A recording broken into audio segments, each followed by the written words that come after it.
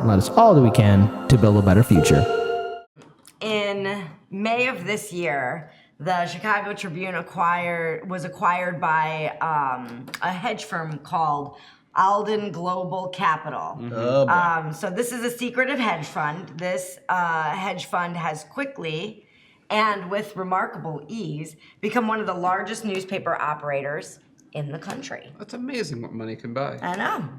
But, you know, the new owners didn't fly to Chicago to address the staff or do some sort of like amazing PR announcement about like, we really care about journalism or nothing like that.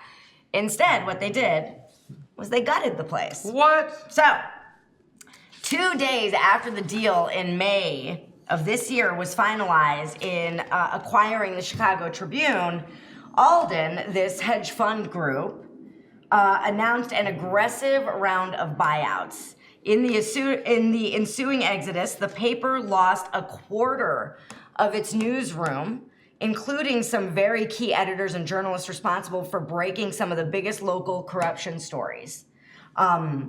So outside the industry of journalism, very few seem to notice. Meanwhile, the Tribune's remaining staff, which had been spread thin even before Alden came along, struggled to perform the newspaper's most basic functions. And as months passed, things kept getting worse and morale tanked and reporters burned out.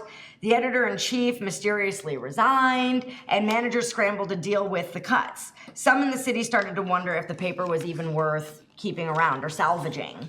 But, one might think like, hey, okay, print journalism, it's not that popular anymore. It's the way of the internet, all of that. But Charlie Johnson, a former Metro reporter, what he said about what happened to the Tribune is that the Tribune wasn't in a situation at the time where it was withering on a vine. He said, quote, it's being snuffed out quarter after quarter after quarter.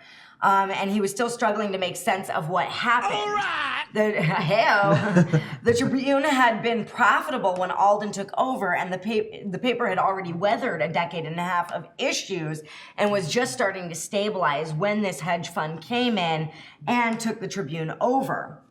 So when this hedge fund first started buying newspapers at the tail end of the Great Recession, 2008, 2009, the industry responded with cautious optimism, saying like, oh, like, look at these... a hedge fund buying us. Yeah, what could right. go wrong? What was the word? This very altruistic, like, billionaire wants to, like, get involved with journalism and all this very important work. And that wasn't actually what happened. It's just like the 20s. I read about that. Right, exactly. Oh, wait. So just a little background on how the journalism industry has been doing. Over the past 15 years, more than a quarter of American newspapers have actually gone out of business.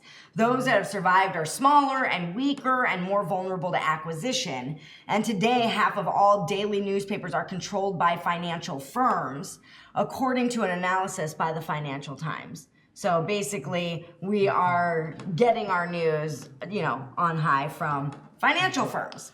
They're being targeted by investors who have figured out how to get rich by strip mining local news outfits. The model is simple. Gut the staff, sell the real estate, jack up subscription prices, and wring as much cash as possible out of the enterprise until eventually enough readers cancels their subscriptions that the paper folds or is reduced to basically a desiccated husk of its former self. So I had the thought when I first started reading this story, and it's a lengthy one from The Atlantic, and it came out last week. Mm-hmm. I stumbled upon it on Thursday of last week. When I first read it, I was like, wow, who is trying to basically rid us of local news? Because I think that most of us, can probably imagine that once local news is gutted, local government, kind of goes down the crapper. Yeah. In fact, there were some actual reports about how that happens, that once local news outlets go away or are defunded largely, what ends up happening is more corruption because they're not getting, it's not getting covered. How can elections Chicago go get down. more corrupt than it is? I know, right? So this article largely goes into who these people are that run this hedge fund. And basically, they're these two dudes, Randall Smith and Heath Freeman, who basically are vulture capitalists. And they find companies that are not doing so great and that are easy to buy out, and they sell it off in parts. Hello, Pretty Woman plot point. So anyway, but, you know, so largely, like, you know, would they do okay if the paper succeeded? Sure, but they make it just as much money, if not more, by actually having these papers. They're getting return on their investment. Fail. They're basic. What they're really doing is they're converting the reputation of these 100-year-old institutions into cash. I also want to point out too, we've talked about this on the show about, especially during 2020 with all the lockdowns, how a lot of our fellow media outlets, some of our colleagues in the city of Chicago, they're closing up shop because one, they were hit hard with financial insecurity, and also now there's another thing to add in. Not only was the lockdowns impacting it, but hedge funds are coming in and gutting out all these institutions. And I said on the show, Daniel said on the show, Kira said on the show, hey, don't be surprised if Hardlands Media is going to be one of the last few bastions of independent press in this city. It's just that bad here. It sort of is.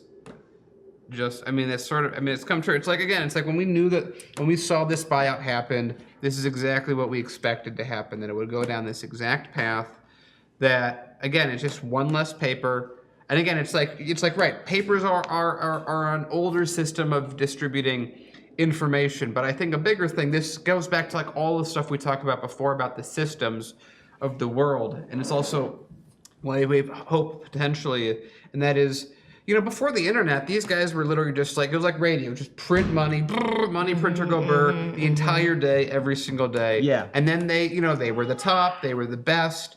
And so it was just a guaranteed. It was like, oh my God, you're at the Sun Times. Oh my God, oh my God, if I could only get to a level like that, then what happens? Then there's competition. These guys are not prepared to deal with it. They don't adopt into the internet as quickly as they should, or in general, they're like, nope, our reputation's gonna keep us moving through. Our management never lets us down. And then what starts happening? Then they start just getting worse as competition starts getting better, as people have the option of picking up their phone and going to a bunch of different social media sites to get their news versus have to go, you know, have a paper subscription delivered to them. It just becomes less of an option for people to get into. It's like the old readers really stick with it, that they've built up over 100 years. But new readers, it's less. So what have they keep doing that? Then they keep losing. Then, you know, people start pulling out their subscriptions slowly over time. They're not getting new people. They can't expand. They can't figure out what's going on. At this point, it's years later after the start of the internet. They don't really have the time to kickstart an organization. They can't just force YouTube through blackmail to allow them on their platform and give them complete power like CNN, NBC, Fox, and everyone else did. And so then they get to this point where they're just not doing that well. They're not selling that well. This prestigious organization doesn't have that much to work with. And then Vulture Capital pops in, buys the place up, and then parts it out and sells away its very reputation for money so that they can, you know, double their money very quickly rather than wait and maintain this thing. This is the result, and this is the current status of basically all old school media, because they didn't want to adapt, they didn't want to do new things, they didn't want to offset their costs somewhere with something else. This is inevitable, both from as it has been put in place 25 years ago and as it is being taken advantage of currently with these hedge funds. And guess who loses in this? Yeah, the same people that always do. Regular people. Kira, you had a little bit more to the story, right? Yeah, just a few things. So with this acquisition earlier this year, Alden controls more than 200 newspapers, including some of the country's most famous and influential, including Chicago Tribune, the Baltimore Sun, and the New York Daily News. It's the nation's second largest newspaper owner by circulation. And they're not going to be around in 5 years. Yeah. And this is, look, on the one hand, these large institutions, they're going away. It leaves room for Hardlands Media and Chicago Corner to take over. But on the other hand, that's what I thought of Chicago Corner. I was like, oh, what, you know. Yeah, like, but then this is also sad too, because we're losing institutions that have been with the city for decades. Decades. It's about a century. That's how crazy this is. And here's again the problem with these hedge funds. They like to gut things until they no longer exist. This is the problem with our current system, and this is why we need to have free press. Corporations and the establishment and the top 1% cannot have control over the media. And if you're a diehard libertarian or Republican voter, Democratic voter, progressive, socialist, doesn't really matter at this point. Every one of us should be really concerned about the fate of free press, free speech. This is fundamentally important. If we don't have true journalism, we will never know what the establishment is doing. And if we don't have journalism to challenge the establishment, to challenge those in power, we are all being silenced. And in order to have a strong democracy, you need to have a free press. And no matter what your political affiliation, try and make an argument. Try and jump up for joy for some news outlet going down. Because guess what? We're all on the chopping block, and it's happening even on YouTube as well.